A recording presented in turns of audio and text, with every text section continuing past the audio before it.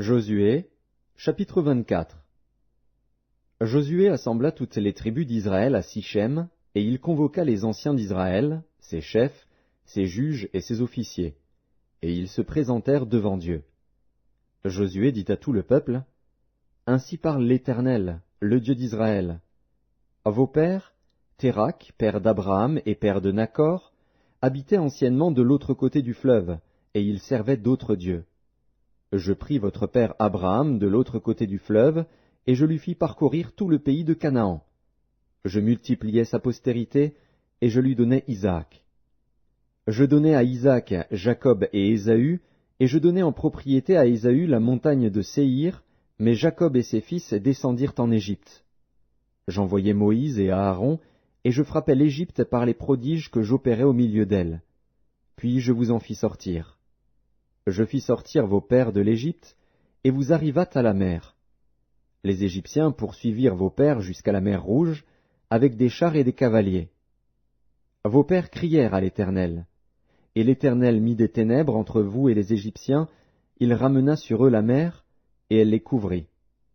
Vos yeux ont vu ce que j'ai fait aux Égyptiens, et vous restâtes longtemps dans le désert. Je vous conduisis dans le pays des Amoréens, qui habitaient de l'autre côté du Jourdain, et ils combattirent contre vous. Je les livrai entre vos mains. Vous prîtes possession de leur pays, et je les détruisis devant vous.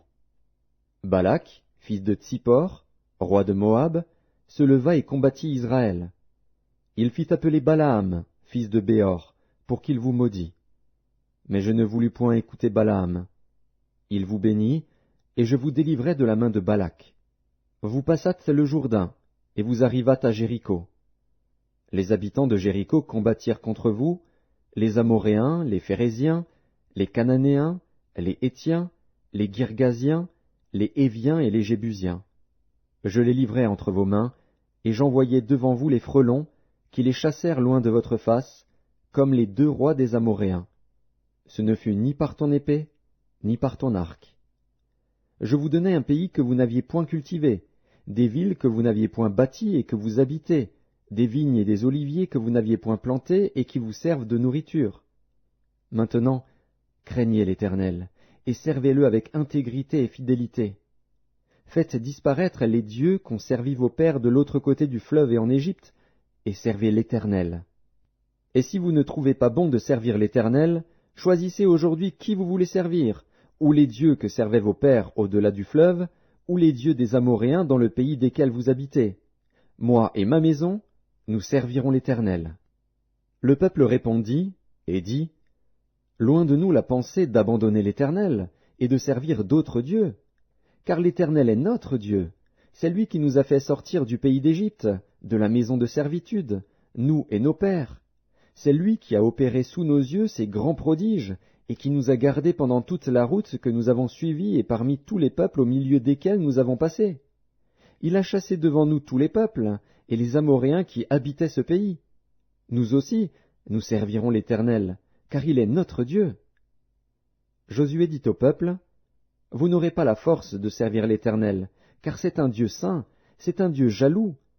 Il ne pardonnera point vos transgressions et vos péchés. Lorsque vous abandonnerez l'Éternel et que vous servirez des dieux étrangers, il reviendra vous faire du mal, et il vous consumera après vous avoir fait du bien. Le peuple dit à Josué, Non, car nous servirons l'Éternel. Josué dit au peuple, Vous êtes témoins contre vous-même que c'est vous qui avez choisi l'Éternel pour le servir. Ils répondirent, Nous en sommes témoins. Ôtez donc les dieux étrangers qui sont au milieu de vous, et tournez votre cœur vers l'Éternel, le Dieu d'Israël. Et le peuple dit à Josué, Nous servirons l'Éternel, notre Dieu, et nous obéirons à sa voix. Josué fit en ce jour une alliance avec le peuple, et lui donna des lois et des ordonnances à Sichem. Josué écrivit ces choses dans le livre de la loi de Dieu. Il prit une grande pierre, qu'il dressa là sous le chêne qui était dans le lieu consacré à l'Éternel. Et Josué dit à tout le peuple, Voici, cette pierre servira de témoin contre nous, car elle a entendu toutes les paroles que l'Éternel nous a dites. Elle servira de témoin contre vous, afin que vous ne soyez pas infidèles à votre Dieu. Puis Josué renvoya le peuple, chacun dans son héritage. Après ces choses, Josué, fils de Nun, serviteur de l'Éternel, mourut, âgé de 110 ans.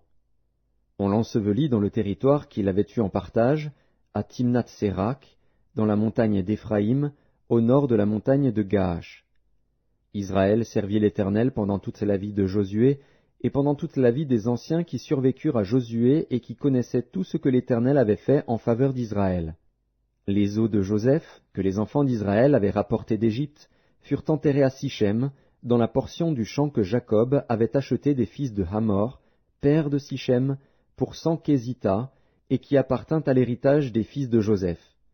Éléazar, fils d'Aaron, mourut, et on l'enterra à Gibéath Phiné, qui avait été donné à son fils Phiné, dans la montagne d'Éphraïm.